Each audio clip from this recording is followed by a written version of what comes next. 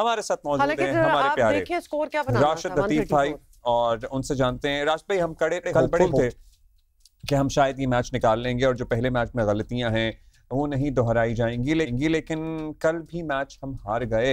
Overall performance, batting, bowling, क्या आप समझते हैं कहाँ गलतियां हुई? गलती तो जब टीम बनी थी उस वक्त ही हमने तजिया किया था कि टीम इतनी मजबूत है नहीं, हमारी बॉलिंग बहुत वीक है। बॉलिंग के साथ साथ इस सीरीज में ऐसा लग रहा है कि हमारी बैटिंग सिर्फ फ्लैट पिच पे खेलना जानती है। प्लेयर अच्छे हैं, मैं ये नहीं बोलूंगा 2 मैचेस के बाद इनको खेलना नहीं आता, खेलना आता है बिल्कुल, लेकिन इस कंडीशन में थोड़ा सा मुश्किल हो रही है। जहाँ पे पेस चाहिए, हम तैयारी करके गए थे स्पिनर की और वहां पे अच्छी पेस के साथ सीम, स्विंग एंड बाउंस मिला और वहां पे हम लोग आउट हुए। कल के मैच की अगर बात करते हैं, और 133 शायद उस पिच के लिहाज से ज्यादा रन किए। वजह क्या थी? हमने स्पेशलिस्ट स्पिनर नहीं खिलाया ब्रार को।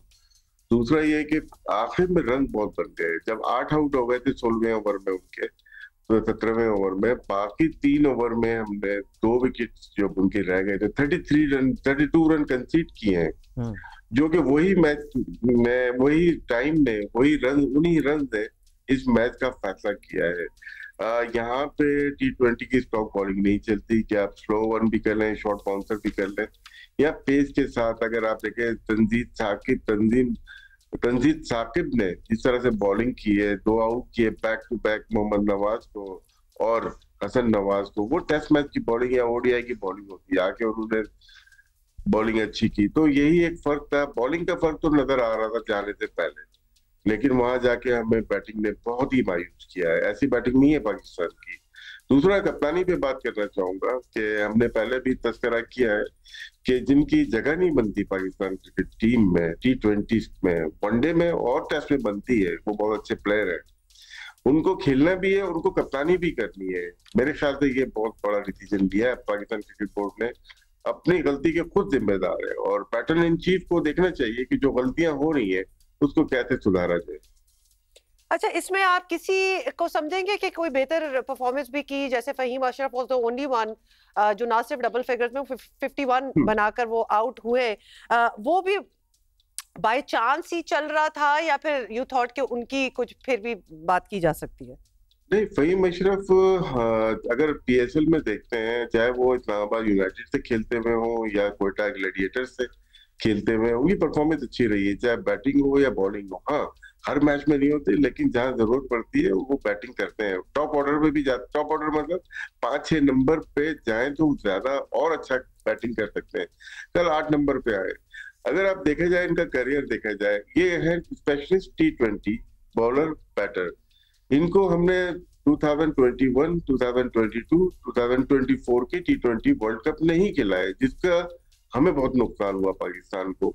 ये वो यूटिलिटी प्लेयर कहलाते हैं, हमने इनकी जगह दूसरों को खिलाया। खैर, एनीवे, टाइम चला गया, हमने इनको टेस्ट मैच और एक, लेकिन कल अगर बैटिंग देखते हैं तो तन तना 5 आउट हो गए 15 रन के ऊपर। तो ऐसा लग रहा था कि पाकिस्तान 50 रन भी नहीं करेगा, लेकिन वहां पे आके मैच को क्लोज कर देगा, ऑलमोस्ट मैच ले गए थे। बहुत ज्यादा क्रेडिट जाता है फहीम अशरफ को, आउटस्टैंडिंग डिस्प्ले किया उन्होंने, एक तरह से हमें थोड़ी सी इज्जत रखी है। बिल्कुल, वो इज्जत रखने वाली ही बात थी, वरना तो बाकी तो जीरो ही थे। जी, एक तो बताइए कि राशिद भाई, इफ यू वर देयर, आप कोई तब्दीली करते जो प्लेइंग 11 है उसमें, जो अवेलेबल हमारे बेंच पे खिलाड़ी बैठे हुए हैं उसमें से कुछ रिप्लेसमेंट करते, तीसरे में प्रॉब्ली हम रिप्लेस कर दें? फिर बहुत से लोग नवाज के बारे में भी सवाल उठाते हैं कि ये आते हैं चले जाते हैं, लेकिन परफॉर्मेंस नहीं होती ऐसी इनकी कहीं भी कि ये आ जाएं, लेकिन ये फिर भी समहाउ आ जाते हैं। देखिए, सिलेक्शन कमेटी पे बहुत बड़ा सवाल का निशान है कि आप इस तरह से प्लेयर्स को लेके आ जाते हैं। प्लेयर सारे अच्छे होते हैं, लेकिन क्या परफॉर्मेंस थी उनकी कि हम उनको लेके आते दोबारा परफॉर्मेंस के बगैर। और अगर आप समझ रहे हैं कि शादाब कबीर का नेमो बदल था, वो उनकी रिप्लेसमेंट थी, शादाब ने खुद परफॉर्मेंस नहीं की हुई, तो फिर उनकी जगह जो उनकी रिप्लेसमेंट है उनकी भी परफॉर्मेंस नहीं, ऐसा नहीं करें।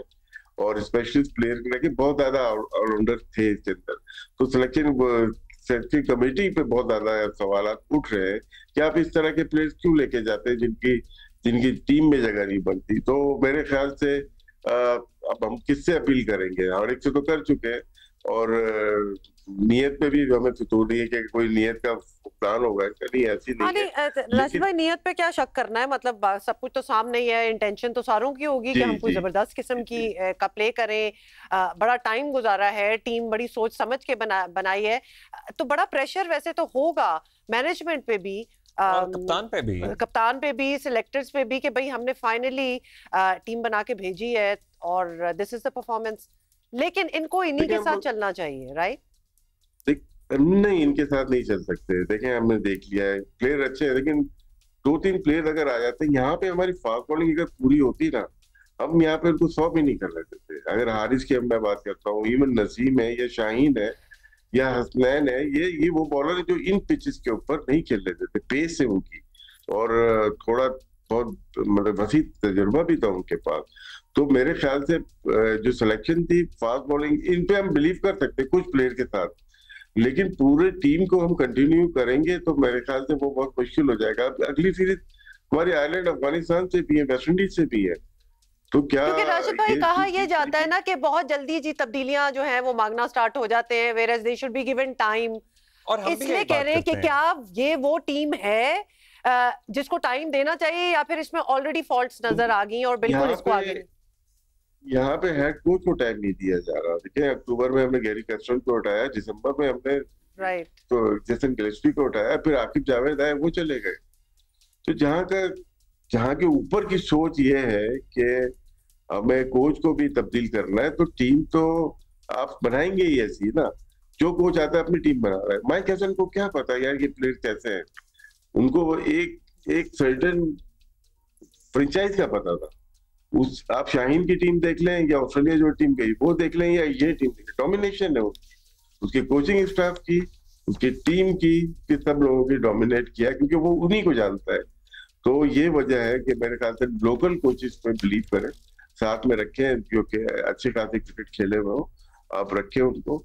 ये ना हो कि कोई प्लेयर अपना बोर्ड में काम कर रहा है, परफॉर्मेंस आ रही है और बांग्लादेश से हम सीरीज बचाने की बातें कर रहे हो कि वो हमें क्लीन स्वीप ना करते हैं। How much pressure does it create on the captain and on the coach? नई मैनेजमेंट ही हम इसे कहेंगे ना सर। जो काबिल लोग होते हैं ना, उन पे प्रेशर पड़ता है। ये मुझे नहीं लगता कि इतने टीम इस लेवल की है कि सोच भी रहे होंगे यार 3-0 कोई बात नहीं, हम 2-0 तो टेस्ट भी हारे हैं। सुफियान की कोई जगह बनती थी at the same time playing. Sufiyan की छोड़े, अबरार को बिठा दिया, तो सुफियान तो दूर की बात है ना। ये कि स्पेशल बॉलर आप खिला रहे थे, एक सिर्फ वो था अबरार, हम सोच रहे थे दूसरा भी लेके आए, उन्होंने दोनों की बात कर दिया। तो ये अप्रोच, इनकी सोच शायद ये बहुत ज्यादा मॉडर्न हो गए, हम लोग थोड़ा पीछे रह गए। इसीलिए एक सवाल, मतलब ऑब्वियसली जो एक्सपर्ट्स अगर आप कहना चाहें तो वो तो उधर ही बैठे हुए हैं और उन्होंने बड़ा निटपिक करके इस टीम को बनाया है, तो एक एक्सपेक्टेशन तो होती है कि कोई पीछे सोच होगी, लेकिन आपको नहीं लग रहा कि यहाँ कोई सोच है? मैच में वैसे हम क्या करें राशिद भाई, हम बेंच में से कुछ ले आए तो फिर कुछ मैच बचा सकते हैं। जी, आपने बात की थी, वो सवाल आपका रह गया था, जवाब रह गया था। देखिए, बेंच जब आप कंडीशन देख लेते हैं ना, और माइक हैसन ने बोल भी दिया पिच ऐसे नहीं है, तो आपके पास मैं आऊंगा देखूंगा यार मेरे पास सीनियर प्लेयर कौन है जो फर्स्ट क्लास खेल के आए हैं। साबलाला फरहान ऐसा प्लेयर जो कि रुक के खेल सकता है। फिर हुसैन तलत है जो 2014 से फर्स्ट क्लास भी खेल रहा है और क्रिकेट में है वो। तो आप ऐसे प्लेयर लेके आएंगे जो बॉल को मतलब 200 नहीं करेंगे, वो 160 तक लेके जाना चाहेंगे। 2 प्लेयर ऐसे हैं। सलमान अली आगा को अपना नंबर 3 नंबर पे करना चाहिए, वो नीचे आ रहे हैं T20 में या ऐसी पिचेस पे। ये 3 बैटर्स ऐसे हैं कि 2 इस्तेमाल कर सकते हैं जो कि पिंच हिटर नहीं है। पिंच हिटर वनडे में एक जमाने में कालू वितराना को लेके आए थे श्रीलंका, उनसे ये नहीं सोचा था कि 100 करेंगे, वो पिंच हिटिंग करेंगे बस। लेकिन जब मैं बात करूंगा मैच को फिनिश करने के लिए, तो मैं देखूंगा एडम गिलक्रिस्ट कैसे खेलता है, वो मैच को फिनिश करता है, वो पिंच हिटर नहीं है। तो इसी तरह से हमें यहाँ पे भी सोचना चाहिए कि हमें पिंच हिटर नहीं चाहिए। यहाँ पे पिचेस ऐसी नहीं है, हमें जो नॉर्मल क्रिकेट है, सिंगल डबल और बीच में एक बाउंड्री 6-7 रन वाली, वो चाहिए। 7 रन बनाते हैं तो 140 तक रन हमारे बन जाते हैं, तो यही रिक्वायरमेंट है। तो मेरे ख्याल से हुसैन तलत हो गए, सलमान अली आगा हो गए और साथ में साहबजादा फरहान हो गए, 3 ये हो गए, ऊपर फखर है और ताइम अय्यूब है, इनफ है। एक आध हारिस को आप ट्राई कर सकते हैं, तो ये टीम बेहतर होगी, नंबर नीचे हो जाएंगे सब पिंच हिटर्स के। जी जी आशा, जिनकी आप बात करने का मतलब, इन लोगों ने तो 96 का वर्ल्ड कप जता दिया था, जसूरिया है। दैट्स राइट राशिद भाई, थैंक यू। बिस्मिल्लाह वजीद, क्या बात कर रहे हैं, दुआ कर सकते हैं जी कल वाला मैच जो है वो अच्छा होगा, मतलब बिल्कुल ही वाइट वॉश ना हो जाए ना, वाइट वॉश ना हो जाए ना, एक अपने नाम हो जाए, तो अब क्या कह सकते हैं इसके बारे में।